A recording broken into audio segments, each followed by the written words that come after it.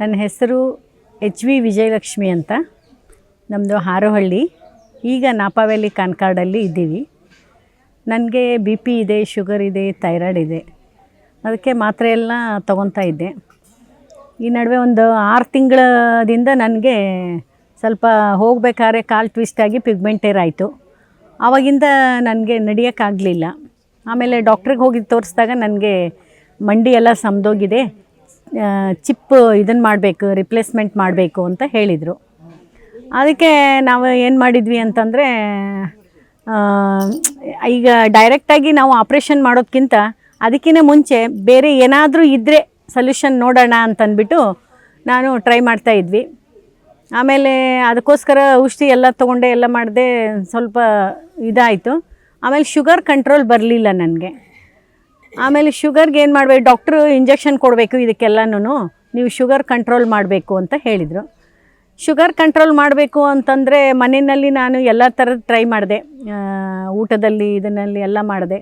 ಆದರೂ ನನ್ನ ಕೈಲಿ ಮಾಡಿಲ್ಲ. ನಾನು ವಾಕಿಂಗ್ ಹೋಗೋಕೆ ಆಗ್ತಿರ್ಲಿಲ್ಲ. ನನಗೆ ತುಂಬ ಮಂಡಿ ನೋವು ಜಾಸ್ತಿ ಇರೋದ್ರಿಂದ, ನಮ್ಮದು ಫಸ್ಟ್ ಫ್ಲೋರ್ ಆಗಿರೋದ್ರಿಂದ ನನಗೆ ಹತ್ತೋದು ಇಳಿಯೋದು ತ್ರಾಸಾಗಿ ನಾನು ಮಾಡಲಿಲ್ಲ. ಮನೆಯಲ್ಲೇ ಇದ್ದೆ. ಒಂದು ಸ್ವಲ್ಪ ಅಷ್ಟು ಓಡಾಡೋಕೆ ಆಗ್ತಾ ಇರಲಿಲ್ಲ. ಆಮೇಲೆ ಏನು ಮಾಡೋದು ಇದಕ್ಕೆ ಅಂತಂದ್ಬಿಟ್ಟು ಒಂದು 8 ವರ್ಷದ ಹಿಂದೆ ನಾನು ಸಂಜೀವಿನಿಗೆ ಇದನ್ನು ಯೂಟ್ಯೂಬಲ್ಲಿ ನೋಡಿದ್ದೆ. ಯೂಟ್ಯೂಬಲ್ಲಿ ನೋಡಿ ಈ ಥರ ಅಂತ ಹೇಳಿದೆ, ಹೋಗೋಣ ಅಂತ ಅಂದ್ಕೊಂಡೆ. ಏನೋ ಕಾರಣದಿಂದ ನನ್ನ ಕೈಲಿ ಆಗಲಿಲ್ಲ ಬರೋಕ್ಕೆ. ಆಮೇಲೆ ಮೊನ್ನೆ ನಮ್ಮ ಮಗ ಏನು ಹೇಳ್ದ, ನೀನು ಇಲ್ಲ ಕೇರಳಕ್ಕೆ ಹೋಗಿಬಿಟ್ಪ, ಇದೆಲ್ಲ ಮಸಾಜ್ ಎಲ್ಲ ಮಾಡ್ತಾರೆ, ಆಯಿಲ್ಡು ಎಲ್ಲ ಇದಾದರೆ ಸರಿ ಹೋಗ್ಬೋದು ಅಂತ ಹೇಳ್ದ. ನನಗೆ ಅಲ್ಲಿ ಹೋಗೋಕ್ಕೆ, ಅಷ್ಟು ದೂರ ಹೋಗೋಕ್ಕೆ ನಂಗೆ ಇಷ್ಟ ಆಗಲಿಲ್ಲ. ಮೊದಲೇ ನಂಗೆ ನಡೆಯೋಕ್ಕಾಗಲ್ಲ, ಏನಿಲ್ಲ, ಮತ್ತು ಇನ್ನೊಬ್ಬರ ಮೇಲೆ ಡಿಪೆಂಡ್ ಆಗಬೇಕಲ್ಲ, ಬೇಡ ಅಂದ್ಕೊಂಡು ಸುಮ್ಮನೆ ಆಗಿದ್ದೆ. ಆಮೇಲೆ ಅಲ್ಲಿ ಆಯುರ್ವೇದಿಕ್ಕಾದರೂ ರವಿಶಂಕರ್ ಗುರೂಜಿಯವರು ಇದಕ್ಕಾದರೂ ಹೋಗೋಣ ಅಂತಂದ್ಬಿಟ್ಟು ಅಲ್ಲಿ ಆದರೂ ಹೋಗ್ಬಿಟ್ಟು ಬಾ ಅಂತ ಹೇಳ್ದೆ. ಆಯಿತು ಅಂದ್ಬಿಟ್ಟು ಅಲ್ಲಿ ಹೋದ್ವಿ. ಆವಾಗ ಡಾಕ್ಟ್ರಿಗೆ ಹೇಳಿದೆ, ನಂಗೆ ಈ ಥರ ಎಲ್ಲ ನಾನು ತೊಗೊಂಡಿದ್ದೀನಿ, ಆಯಿಲ್ದಿದೆ ಎಲ್ಲನೂ, ಮತ್ತು ಈಗ ನನಗೆ ಮಾತ್ರೆ ತೊಗೊಳ್ಳೋದೇ ತುಂಬ ಜಾಸ್ತಿ ಇದೆ. ಬೆಳಗ್ಗೆ ಸಾಯಂಕಾಲ ಥೈರಾಯ್ಡ್ ಮಾತ್ರೆ, ಬಿ ಪಿ ಮಾತ್ರೆ, ಇದೆಲ್ಲನೂ ಒಂದು 8-10 ಮಾತ್ರೆ, ಕಿಡ್ನಿ ತೊಂದರೆ ಇರೋದು. ಅದ್ರ ಮೇಲೆ ಮತ್ತು ಈ ಔಷಧನೂ, ಆಯುರ್ವೇದಿಕ್ ಔಷಧನೂ ತೊಗೊಂಡ್ರೆ ನನ್ನ ಕೈಲಿ ಇದನ್ನು ಮಾಡೋಕ್ಕಾಗೋದಿಲ್ಲ ಅಂದ ಕೂಡಲೇ ಆಯಿತು ಅಂದ್ಬಿಟ್ಟು ಅವ್ರು ಹೇಳಿದರು, ಈ ಥರ ಯೂಟ್ಯೂಬಿಂದ ಇದು ಐತೆ, ನೀವು ಇಲ್ಲಿ ಹೋಗಿ ಅಂತ ಹೇಳಿದರು. ಆಯಿತು ಅಂತ ಅಂದ್ಬಿಟ್ಟು, ಯಾಕಂದ್ರೆ ನಾನು ಮೊದಲು ಒಂದು ಸರಿ ಇದನ್ನೆಲ್ಲ ನೋಡಿದ್ದೆ ಯೂಟ್ಯೂಬ್ನಲ್ಲಿ, ಮತ್ತು ಅವತ್ತು ಎಲ್ಲ ನೋಡಿದೆ ಎಲ್ಲನೂ. ಆಮೇಲೆ ನಮ್ಮ ಮಗನಿಗೆ ಹೇಳಿದ್ಮೇಲೆ ಆಯಿತು ಅಂದ್ಬಿಟ್ಟು ಇಲ್ಲಿ ಬಂದೆ. ನಾನು ಬಂದ ತಕ್ಷಣ ನನಗೆ ಖುಷಿಯಾಯಿತು. ಆಮೇಲೆ ಎಲ್ಲರ ಇದರಲ್ಲೂ ಸಿಕ್ತು ಸಾತ್ವಿಕ ಆಹಾರ. ನನಗೇನು ಆಹಾರದಲ್ಲಿ ಇದು ಬೇಡ, ಇದು ಬೇಕು ಅಂತೇನು ಅನ್ನಿಸ್ಲಿಲ್ಲ. ಎಲ್ಲ ಚೆನ್ನಾಗಿತ್ತು, ಎಲ್ಲ ರುಚಿಯಾಗೇ ಇತ್ತು. ಆಮೇಲೆ ಆಯಿಲು, ಉಪ್ಪು ಎರಡನ್ನ ಕಡಿಮೆ ಮಾಡಿದರೆ ನಿಮ್ಮ ಆರೋಗ್ಯ ಎಷ್ಟು ಸುಧಾರಿಸುತ್ತೆ ಅಂತ ಡಾಕ್ಟ್ರ್ ಹೇಳಿದರು.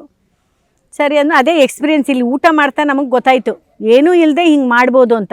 ನಾನು ಅನ್ನ ಬಿಟ್ಟಿರೋಕ್ಕೆ ನನ್ನ ಕೈಲಿ ಆಗ್ತಾ ಇರಲಿಲ್ಲ.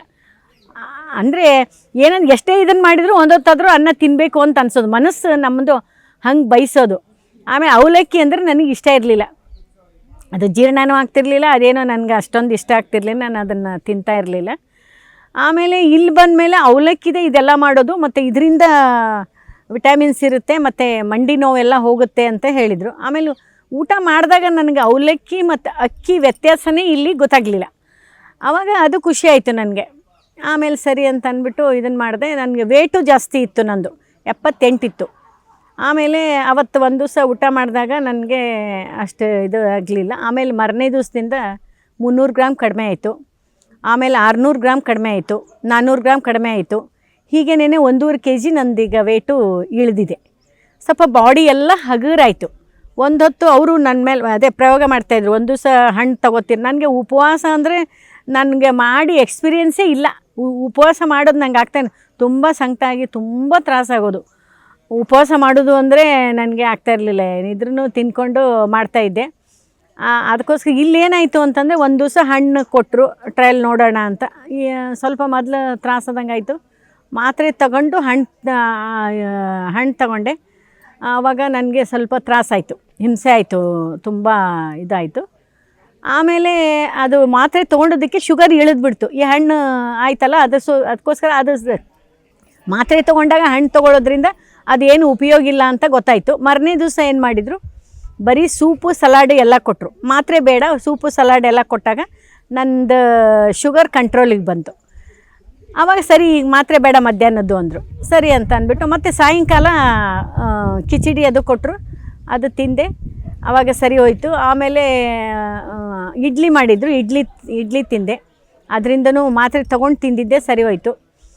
ಆಮೇಲೆ ಮಾತ್ರೆ ತಗೊಳ್ದಿರ ತಿಂದು ನೋಡಿದೆ, ಸ್ವಲ್ಪ ಜಾಸ್ತಿ ಬಂತು. ಇಲ್ಲ ತಗೊಂಡು ಇದನ್ನು ಮಾಡೋದು ಸರಿ ಅಂತ. ಆಮೇಲೆ ನಿನ್ನೆ ಏನು ಮಾಡಿದರು, ನನಗೆ ಇದನ್ನು ಕೊಟ್ಟರು ಮಾತ್ರೆ ತಗೊಳ್ಳಾರ್ದೇನೆ. ನಾನು ದಾಳಿಂಬೆ ಹಣ್ಣು ತಿಂದ ತಕ್ಷಣ ನನಗೆ ಆರಾಮ ಅನ್ನಿಸ್ತು, ಮತ್ತು ಬಾಡಿನೂ ಹಗುರಿತ್ತು.